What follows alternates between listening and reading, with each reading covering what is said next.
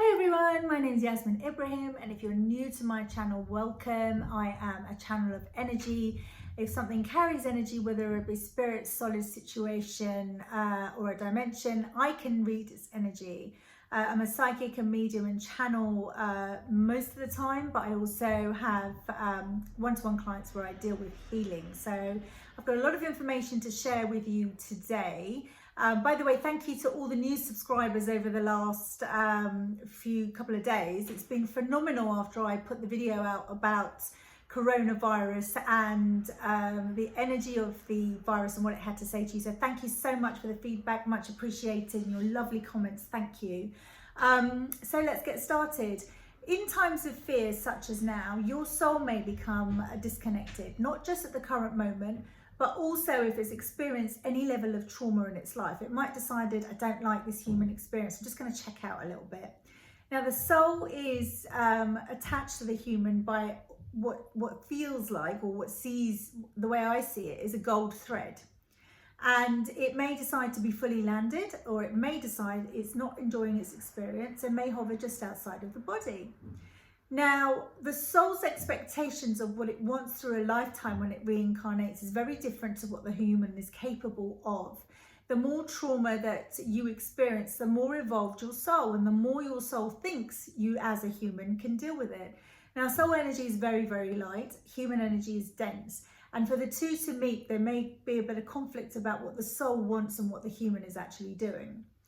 Sometimes we check in with ourselves and we say, oh, our soul wants this for us, or our soul wants that. But we must understand, because the light energy is so light of the soul, it may not be achievable to the level that us humans are conditioned to do so. So if you find yourself wavering with things that the soul is asking you to do, or not being able to carry it out, know that you've got to take your time on it. You've got to meet the soul halfway. As I said, the soul's expectations are high. And sometimes we've just got to pull back and do what works for us energetically, both emotionally, physically, and mentally. So what does it look like when the soul checks out? So I've got a list of symptoms here, and these are symptoms that you might be experiencing if you feel like you're disconnected, or your soul has checked out, i.e. not fulfilling what it's meant to be doing, or actively participating in your life right now, if that makes sense. So some of the things you might be feeling is a feeling of disconnection. So that might be an emotional disconnection. That might be that you're not feeling your emotions on a deep level. And if you're not feeling them on a deep level, then you kind of check out to protect yourself. On the flip side, you might be over emotional and have an inability to control them or know how to use them effectively. And therefore, because you can't fulfill your emotions, you may become codependent. So there's another sign of a soul maybe checking out. The other thing, if you're not feeling the depth, is a protection mechanism to feel, so you're not feeling deeply into the experience, if that makes sense. Then you have the feeling of connection to your body. Now, the connection to your body might be where you're numbing out in your body, where you don't like your body, where there's self-sabotage with your body, where you might have overeating, where you're kind of punishing your body because you don't like the body that you're in. That also might be a soul disconnection. And the disconnection normally happens as a root of trauma. So in the instance of myself, when I experienced the soul disconnection, it was through my younger years when I suffered abuse. My soul decided it didn't like the experience and it wanted to jump out. And for many, many, many years, I was very, very disconnected and did not feel present in any way, shape or form. I also didn't have much love for my body myself, or did not know how to do it, because I literally just thought, right, that's it. I'm not having this experience. So you might be going through this as well. So that is checking out and not feeling present. Now, checking out might just be a daydreaming situation, or it might be an actual physical checking out, whereby you're playing video games to mind numb. You might be in addiction, you might be in depression, you might be projecting and in anxiety as well. It might be one of those things. And what actually is happening is, because you're not landed in your body, it then manifests these other things to show you that something's up. So if you are experiencing any of these things, not only is your soul checked out, we've got some trauma suppression going on somewhere. So we really need to go back and address those issues and find out what's going on, when it started, and how you can do something about it. The other thing that I would say with regards to disease, if you are experiencing disease, then I would say that is a soul's way of slowing you down as a human to become more present in the moment, so you then can understand what is going wrong with you. Having gone through chronic fatigue and irritable bowel and cancer, major surgery, lots and lots of illness and disease, I did not pay attention to it. I just thought it was just one of those things. And then when I did get cancer, it was literally a spiritual slap in the face that was like, come on, wake up. You really have to deal with the issues that are going on around you. And they were predominantly emotions. It's a suppression of emotions that sit in the body that created a soul disconnection. Now, if we talk about the current emotional state at the moment, where there's a lot of fear going on, you may also find that being present is difficult because you're in projection on that downward spiral. If you're an empath, you might be feeling that also. So there's several things that you can do to help ground yourself and feel protected. If you're not already doing them, I really recommend you do it. If you are already doing it, please do comment and let me know what your practices are and share them for the other people here. But I'm just going to talk about base level practices that you can do for yourself. First of all is connect to your body. Now, I don't know if you're already in meditation. Some of you might be, some of you this might be new to you. But if you're a practiced person in meditation, then find your meditation space and get yourself into that lovely relaxed brainwave. If it's new to you, then what I suggest you do is grab a pen and paper and use this exercise to journal, okay? It's one of the easiest ways to channel what's going on inside you. Now, when I teach people to connect to the intuition, I lead predominantly from the heart, because I believe the heart space is one of the clearest points that you can start with understanding your intuition. It's got very direct messages. It says it in very few words. It doesn't offer you sentences. And you have to be very, very specific with the question that you're asking it. As you know, I've learned from teaching from many years, that the better the question, the more specific the question, the better the answer. So some of the questions that really work well are yes, no answers. Some of them that just, you're not trying to make it open. The more open it is, the harder it is to land. So for instance, I had a client this morning and she said, I asked the universe for my direction, and I'm like, well, that's too broad. You have to have an indication, and if you don't know, then I can give you an exercise to find out what your passions, interests and skills are. And then when you ask the question, because you have an awareness of what you are already, it's much easier for you to find that passion. If you guys are interested, do comment below and let me know if that's something that you're wanting to discover, and I'll do a separate video on that. So come back to body work, to connect to the body. So grab yourself a pen and paper if you're not established if you don't have an established meditation practice.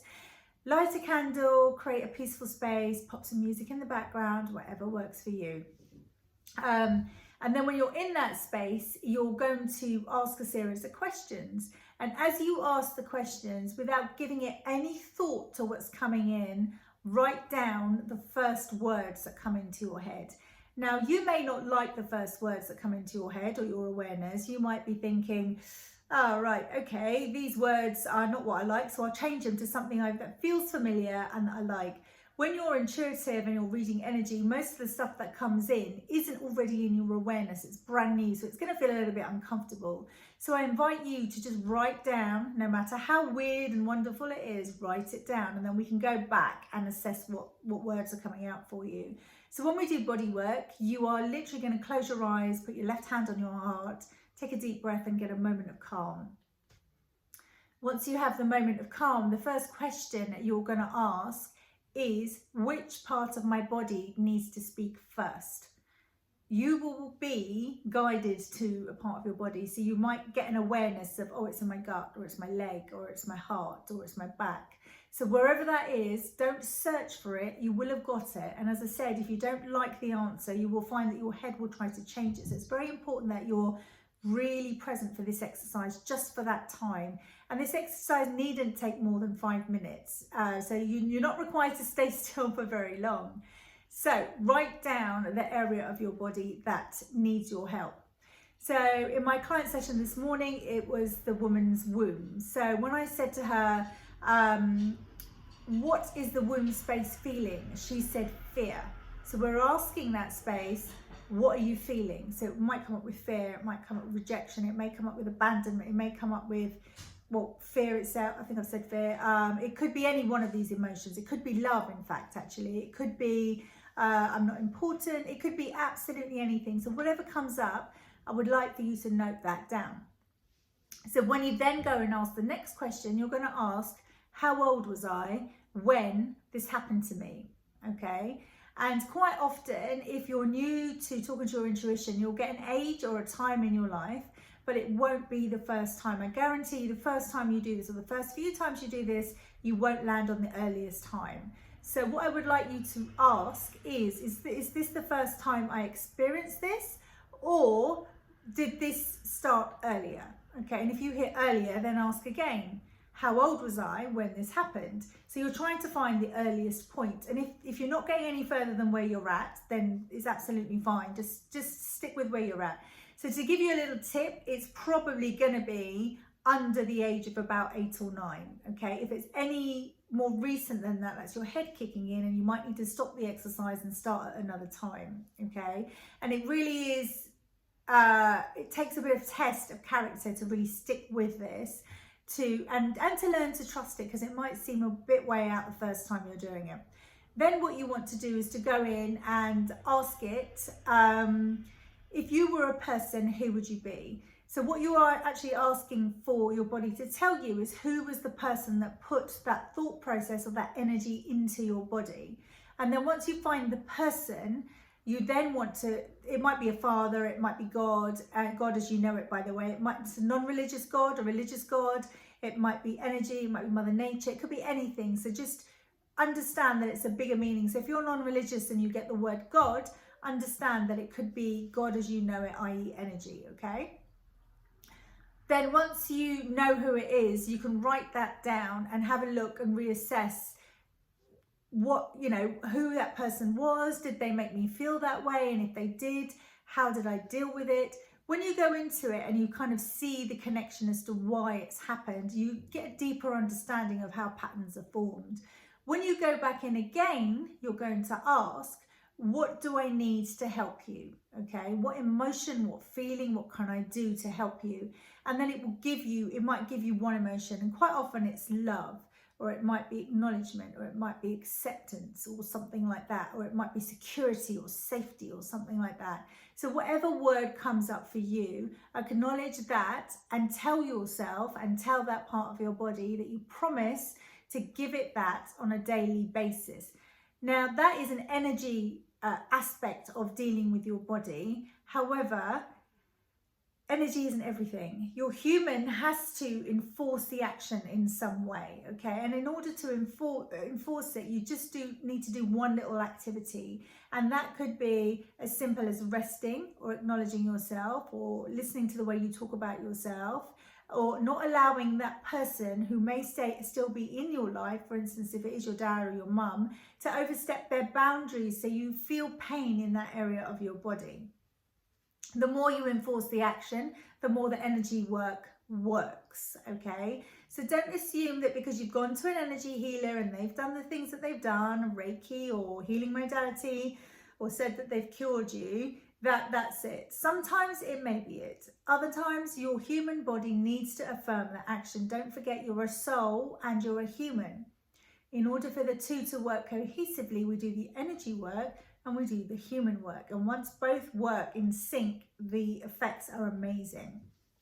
So body work.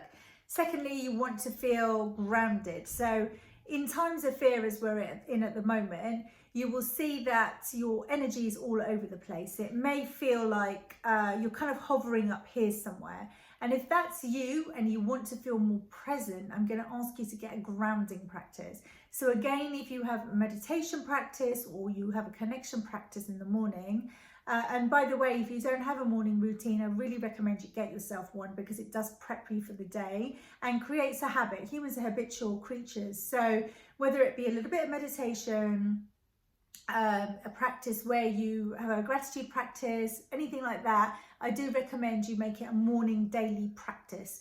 And by the way, if you are a person that meditates, then or you're new to it, I'd invite you again not to put pressure on yourself to sit still for hours on end or half an hour or an hour.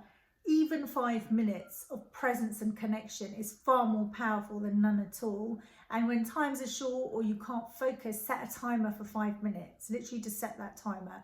And if you can concentrate on your breath, or if you can concentrate on having gratitude for that moment, for something that you're very grateful for in that moment, you could do the meditation as a gratitude meditation. So keep it simple. It does not have to be in depth, and it does not have to take ages. Because I'm in the frequency most of the time, 10 minutes of meditation a couple of times a day does the trick for me. I don't have to sit for hours and hours and hours. And I teach people how to meditate in quick moments. So do set the timer. It will feel like it's gone really quickly, but do it 3 or 4 times a day if you can, particularly in times like this. It will really help. So for grounding, you are looking to get out in nature if you can. Now, if you're in lockdown, that's not going to be possible, okay? But there are elements in your home that come from nature. So you may have a crystal, you may have a plant, you may have herbs, you may have a wooden table. Sometimes just being in connection by touching these things and feeling their energy in yours and yours in them really does make a difference. It's connecting to Mother Nature. We are creating separation for ourselves by living in apartments, in houses that are made out of bricks. It's like, how much more can we be disconnected from the land? And even to the point where I live in a first floor apartment, and so I'm not even on the ground. I'm really ungrounded. So I have to have a grounding practice daily, sometimes 2 and 3 times a day, given where we are energetically at the moment, to really pull myself into my body and feel present. So the grounding practice is to connect with any natural elements you have in your home. It's also an energetic visualization. So what you may do, again, standing, sitting, however, whatever feels comfortable for you, is to feel that there are roots at the bottom of your feet pulling you into the ground. And they're really pulling you down to make you feel very, very strong and landed. Then I want you just to work up in your body and feel your body's presence and feel as if the whole body is heavy and weighted into the ground. And once you get that sensation, you will feel more present in the moment. You're also creating safety for your soul to feel comfortable, because if your human body is feeling like it's floating everywhere, the soul's like, I'm not going in there. So you want to feel as grounded as possible. And in this moment as well, if you're still not feeling like the soul is wanting to come into the body, we're looking to go back to the body work and create trust. Often when I work with people in body work, I find that they don't trust their own body in some way, shape or form due to trauma. And therefore, if you as a human don't trust your body, your soul's not going to want to spend any time there. So it's really important on a human level that we resolve any trauma and any issues and don't engage in fear mongering and anything that propels us into projection or anxiety. So crystals, wood, plants, natural elements, herbs, all of these things work, and feeling rooted. So do imagine that you have the roots at the bottom of your souls pulling you into Mother Nature, okay? So really into the ground of Mother Nature. So that's one thing you can do, grounding, to feel really present. Then you can also do cleansing. So you can cleanse your auric field, or you can cleanse the space that you're in. Now, if you're receiving media, news, if you've got conversations going on in your house about the fear of what's going on, you're not going to feel like the energy space is level. So if you have a Tibetan bowl, if you have a bell, if you have something that can make a pinging noise, you can use that to cut the energy, but with the intent that you're rebalancing the energies for its highest and best. Then you can also do things such as burn sage, and you can mix that with essential oils such as lavender, flowers, anything that you have. Or you can burn Palo Santo. Palo Santo you can get online, which is an Amazonian wood that's a sacred wood, and you burn it, and it's probably the lowest smoke. Sage is quite smoky, which means you're going to have all your windows and doors open to air it out, and it's quite a strong smell. Palo Santo is much more gentler, and it burns out really quickly. But whatever you decide to do, put an intent behind it. Now, the intent is going to be to have a balanced energy, to have a nurturing energy, to have a safe energy, to have an energy that holds your human self well, that protects you from fear. And I recommend at the moment with the energies being so high that you do some form of clearing regularly. So you might choose to do it daily, as I do, or you may choose to do it 2 or 3 times a week. You must do it if you are experiencing any form of upset, depression, anxiety, to level out the energy. So if you are feeling those, please do a clearing exercise regularly. Invite in your angels, and invite in your deities, invite in the people that you look up towards. So it might be a Ganesh, for instance, it might be a Jesus, it might be Archangel Michael, whoever that you feel an affinity to, then draw them in. And if you don't, grab yourself a set of oracle cards and see who you're drawn to, and whoever you're drawn to, connect with the energy of that or them and invite them in. Okay, so space clearing is essential for putting the intent out there to ensure that you can really rebalance the energies for yourself and the people around you, particularly because we're spending so much time indoors at the moment. If you're self-isolating and you're spending it with people that test you, so you can find yourself getting a bit shirty or losing your temper. To reset the energies, it's a really good thing to do. And finally, to get rooted, is to put an energy bubble around you. Now, if you're feeling that you're an empath and you are experiencing all the emotions firsthand about how the world is suffering, how Mother Nature is suffering, how people are suffering, know that you don't have to own that energy, okay?